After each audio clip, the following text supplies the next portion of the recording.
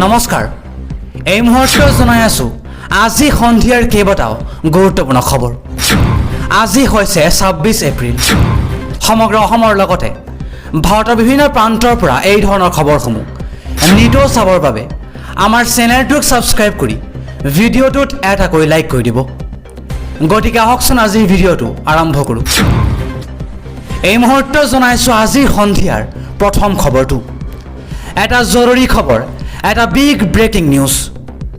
কিয়নো আকৌ কোভিডৰ তাণ্ডৱ দেখিবলৈ পোৱা গৈছে দৰ্শকসকল ৰাজ্যত অব্যাহত আছে কোভিডৰ তাণ্ডৱ পুনৰ বৃদ্ধি পাবলৈ ধৰিছে মহামাৰী কৰোনাৰ সংক্ৰমণ ৰাজধানী দিল্লীত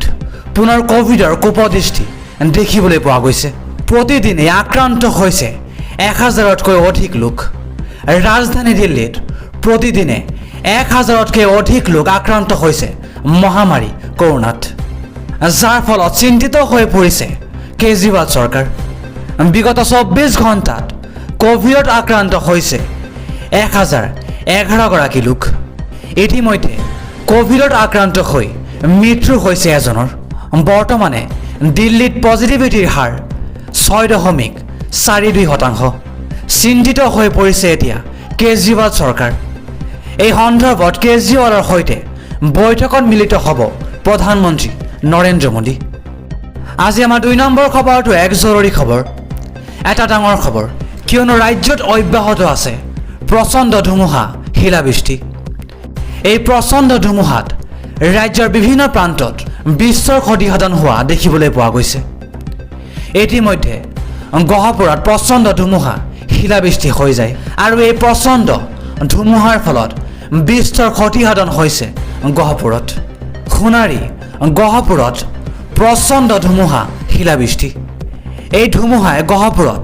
উৰুৱাই নিলে বিদ্যালয়ৰ টিনপাত মধ্য ছয়দুৱাৰ উচ্চতৰ মাধ্যমিক বিদ্যালয়ৰ টিনপাত উৰুৱাই নিলে প্ৰচণ্ড ধুমুহাই বিদ্যালয়খনৰ পাঠদান চলি থকাৰ সময়তে প্ৰচণ্ড ধুমুহাত ছাত্ৰ ছাত্ৰীৰ মাজত খোৱা দোৱা হঠাৎ অহা ধুমুহাজাকে শংকিত কৰি তুলিছে স্থানীয় লোকক সোণাৰীত ধুমুহাত বিধ্বস্ত হৈছে কেইবাটাও বাসগৃহ বৃহৎ গছ উভালি পৰিছে বাসগৃহত এই প্ৰচণ্ড ধুমুহাৰ ফলত সোণাৰীৰ ঠায়ে ঠায়ে বিদ্যুতৰ সংযোগ বিচ্ছিন্ন হৈছে আজি আমাৰ শেষৰ খবৰটো এক জৰুৰী খবৰ এটা ভাল খবৰ কিয়নো প্ৰতিমাহে লাভ কৰিব এতিয়া 900 টকা কোনে লাভ কৰিব এই 900 টকা প্ৰতিমাহে জানোৱা হওক সবিহে গৰু পোহা লোকে প্ৰতিমাহে লাভ কৰিব 900 টকাকৈ গোধনৰ